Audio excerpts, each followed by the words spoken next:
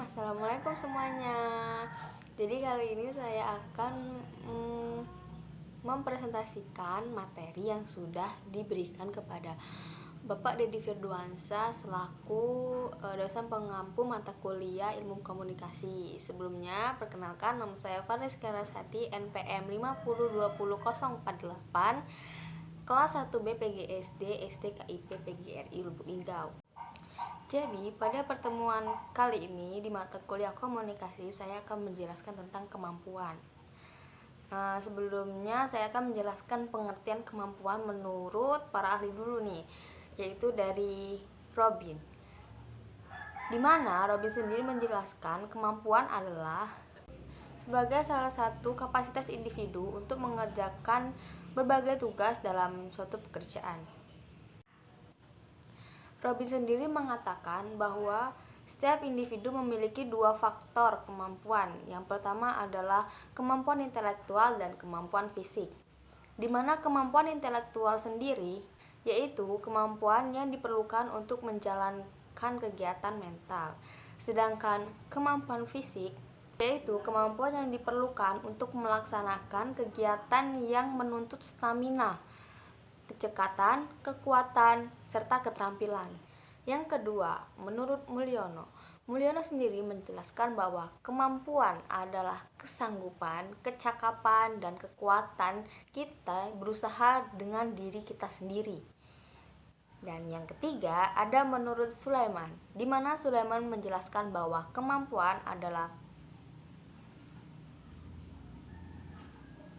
sifat yang dibawa dari lahir atau dipelajari yang memungkinkan seseorang dapat menyelesaikan pekerjaannya baik secara fisik maupun secara mental. Nah, jadi kesimpulannya yaitu kemampuan adalah kecakapan atau potensi suatu individu dalam mengerjakan berbagai tugas di suatu pekerjaan atau suatu penilaian atas tindakan seorang itu sendiri. Nah, dari tadi kita sudah membahas tentang kemampuan menurut para ahli. Dan sekarang kita akan membahas pengertian kemampuan komunikasi secara efektif. Menurut Fajar, tahun 2009, dia mengungkapkan bahwa seseorang dikatakan sukses apabila dirinya memiliki komunikasi secara efektif dan baik, di mana komunikasi secara efektif tersebut merupakan salah satu penunjang keberhasilan seseorang di kehidupannya. Banyak kerugian dan kegagalan yang dialami oleh seseorang karena mereka tidak memiliki komunikasi secara efektif dan baik. Nah, teman-teman, dari tadi kita sudah membahas tentang definisi kemampuan komunikasi menurut para ahli dan secara efektifnya seperti apa, kan? Jadi sekarang kita simpulkan kedua-duanya, yaitu di mana komunikasi sendiri merupakan salah satu bentuk pembentukan, penyampaian, penerimaan, dan pengelolaan pesan yang terjadi di setiap individu dengan tujuan tertentu. Nah, berdasarkan sumbernya, komunikasi memiliki aspek-aspek yang paling penting dalam komunikasi secara efektif, yaitu 1. Komunikator, 2. Komunikan, 3.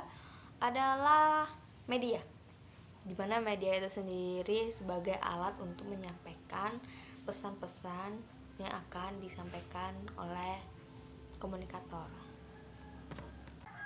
Nah, dari ketiga aspek tersebut semuanya sudah mengacu kepada kurikulum yang berlaku atau kompetensi dasar dan kompetensi inti yang berupa materi pelajaran ataupun berupa nilai prestasi belajar.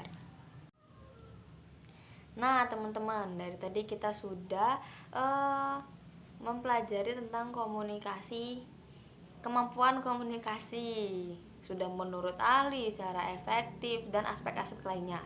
Dan sekarang kita beralih ke judul tentang pengertian belajar bahasa Indonesia. Wah, sekarang ini kita akan menjelaskan tentang belajar Apa itu belajar? Nah, jadi menurut Gulo, belajar adalah seperangkat kegiatan, terutama kegiatan mental intelektual. Mulai dari kegiatan yang paling sederhana sampai yang rumit sekalipun. Dimana kegiatan tersebut dimulai dengan kegiatan fisik, yaitu melihat, mendengar, dan meraba oleh alat-alat indera manusia. Nah, jadi yang saya sebutkan tadi merupakan salah satu dari berbagai banyak pengertian belajar menurut para ahli, dan saya akan menyimpulkannya. Jadi disimpulkan bahwa belajar adalah suatu proses melihat, mengamati, dan memahami sesuatu yang ada di dalam diri seseorang, yang dapat mengubah tingkah lakunya, baik tingkah laku dalam bersikap, berbuat, dan beretika. Nah, sekarang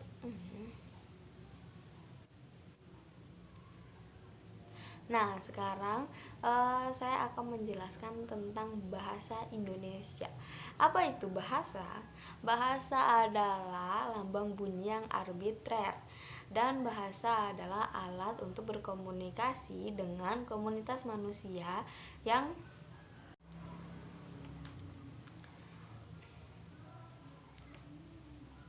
merujuk pada keberadaan sebagai produk budaya.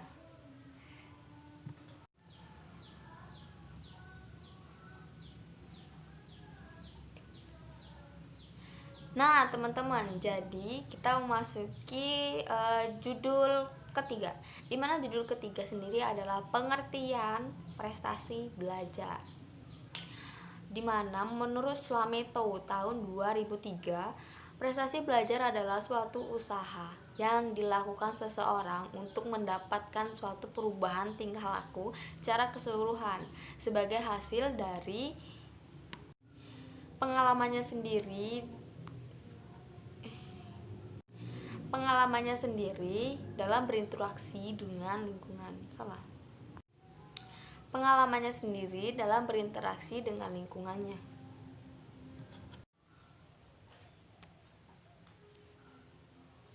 Nah, teman-teman, jadi itulah tadi materi yang saya sampaikan kepada teman-teman semua. Semoga bermanfaat dan dapat membantu teman-teman dalam mengerjakan tugasnya. Mungkin banyak kekurangannya, tapi itulah yang dapat saya sampaikan.